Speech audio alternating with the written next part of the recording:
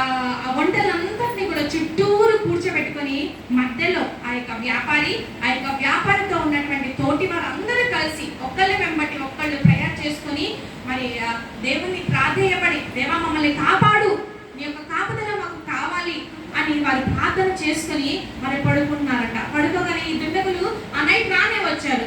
రాగానే వారు వచ్చి చూడగానే మరి అక్కడ వారి చుట్టూ వారు ఎక్కడైతే ఉన్నారో, వారు ఎక్కడైతే ఆ యొక్క నివాసం చేస్తారో ఆ యొక్క ప్రాంతం అంట మరి ద్వారము లేనటువంటి గోడలతో నిండి ఉన్నారు. అసలు ద్వారమే లేదట. 4 వైపులా మరి ఒక గోడలాగా దట్టమైనటువంటి గోడ ఉంది. ఆ యొక్క గోడ మరి దాటి వాళ్ళు వెళ్ళలేని పరిస్థితి. మరి వారు అనుకున్నారంట, సడన్ గా ఎట్లా వచ్చింది, ఎట్లా ఈ గోడ మీద వీరు కట్టగలిగారు అని వారికి ఒక ఆలోచన వారి యొక్క మైండ్ లో వాళ్ళకి ఏర్పడింది. అయితే సరే ఉదయాన్నే చూద్దాం అనుకున్నారు. వీరు ఉదయాన్నే వచ్చి చూసేసరికి ఆ యొక్క గోడ లేదంట. వీళ్ళు మళ్ళా రెడీ అయ్యి మరి వారు కొంచెము తిని మరి వాళ్ళు అలా ప్రయాణమే వెళ్తున్నారు. మరలా నైట్ అయిన తర్వాత మరలా ఆ యొక్క స్థలంలో మరలా వాళ్ళు ఆ చుట్టూరు వారి యొక్క వంటలన్నిటినీ కూర్చోబెట్టి మధ్యలో తన యొక్క సమూహం అంతా కూర్చొని మరి ఒకళ్ళ వెంబట ఒకళ్ళు ప్రార్థన చేసుకుని మరి పడుకున్నారంట. మరలా వీళ్ళు వచ్చేయడానికి మరలా అక్కడ గోడ కట్టబడిందంట. ద్వారం లేదు, ఎటువైపు చూసినా గోడే ఉంది. అసలు వెళ్ళడానికి అసలుకి ద్వారమే లేదు. మీరు అనుకున్నారంట, మీరు చాలా ఆశ్చర్యపడారు. నైట్కి అసలు ఇటుకలు ఎక్కడి నుంచి వస్తున్నాయి, వీళ్ళకి అసలు సిమెంట్ ఎక్కడి నుంచి వస్తుంది, ఎలా కట్టుకుంటున్నారు అని వీళ్ళకి అసలు అర్థమే కాలేదట. వీళ్ళకి చూద్దాము, ఈరోజు ఉదయాన్నే చూద్దాం అసలు ఎక్కడి నుంచి తీసుకొస్తున్నారో వీళ్ళు, ఎక్కడి నుంచి ఎట్లా కడుతున్నారో వీళ్ళు మనం చూడాలని చెప్పి వాళ్ళు వేచి ఉన్నారంట. తెల్లవారైందంట. 5 గంటలు అవ్వగానే మరి ఆ గోడంతా పోయిందంట. వీళ్ళు రెడీ అయ్యి మళ్ళా ప్రయాణమే వెళ్తున్నారట. అయితే మళ్ళా నైట్ అయిందంట. మళ్ళా వాళ్ళు మంచిగా వండుకొని అక్కడ చుట్టూరు ఆ యొక్క వంటల్ని కూర్చోబెట్టి మధ్యలో వాళ్ళు వండుకొని వాళ్ళు తిని బాగా కడుపు నిండా తిని మరి వాళ్ళు చిన్న ప్రేయర్ చేసుకున్నారంట. నేను 2 రోజులు చూసాను. 2 రోజులు కూడా ఎవరు దుండగులు మా మీద దాడి చేయలేదు.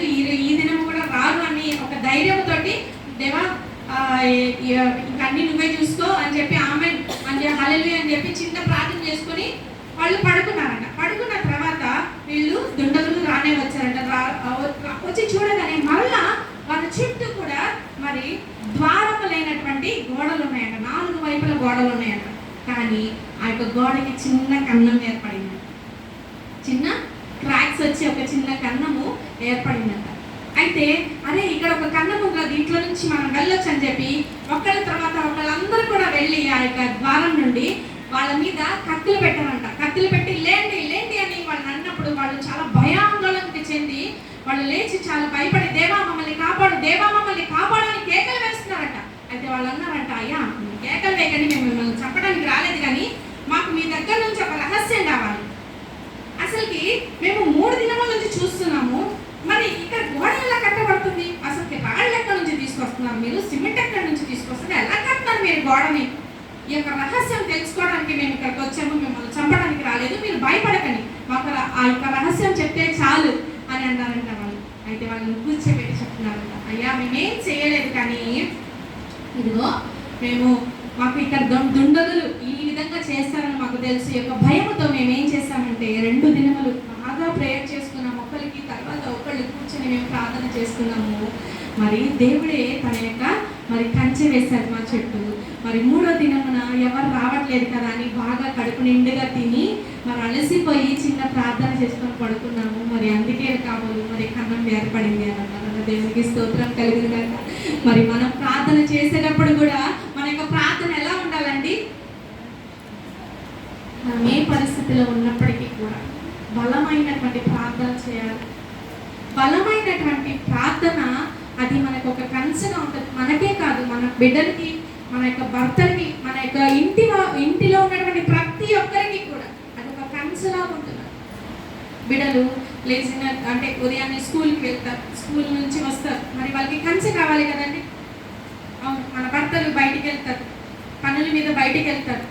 మనము కూడా కొన్నిసార్లు ఆడవాళ్ళం అయినప్పటికీ మనం జాబ్స్ చేస్తూ ఉంటాం కదా, మనం కూడా బయటకు వెళ్తాం, అనేకమైనటువంటి పరిస్థితులు ఎదుర్కోవాల్సి వస్తుంది. వాటన్నిటిలో మనం కాపాడబడాలి అని అంటే మన చుట్టూ దేవుని యొక్క కంచె ఉండాలి. కంచె ఉండాలంటే ప్రతిదినం అండి మనం ఎక్కడికి వెళ్ళినా, ఒక డ్యూటీకి జాబ్కే కాదండి, బయట ఏదైనా కొనడానికి వెళ్ళినా కానీ మరి భార్య భర్తలు ఉంటే ఇద్దరు కలిసి ప్రార్థన చేసుకోవాలి. మేమైతే దినము మా సారు ఎక్కడికి వెళ్ళినా సరే, మేము చర్చికి వెళ్ళినా, బయటికి ఏదైనా కొనుక్కోవడానికి షాపింగ్కి వెళ్ళినా, ఎక్కడికి వెళ్ళినా, తన డ్యూటీకి వెళ్ళినా ప్రార్థన చేయించుకుందే వెళ్తాం. మాకు భయం, ప్రార్థన చేయకుండా ఒక అడుగు మేము ముందుకేసామనుకోండి మాకు చాలా భయం, మళ్ళీ వెనక్కి వచ్చి ప్రార్థన చేసుకుని వెళ్తాం. దేవుని యొక్క కాపుదల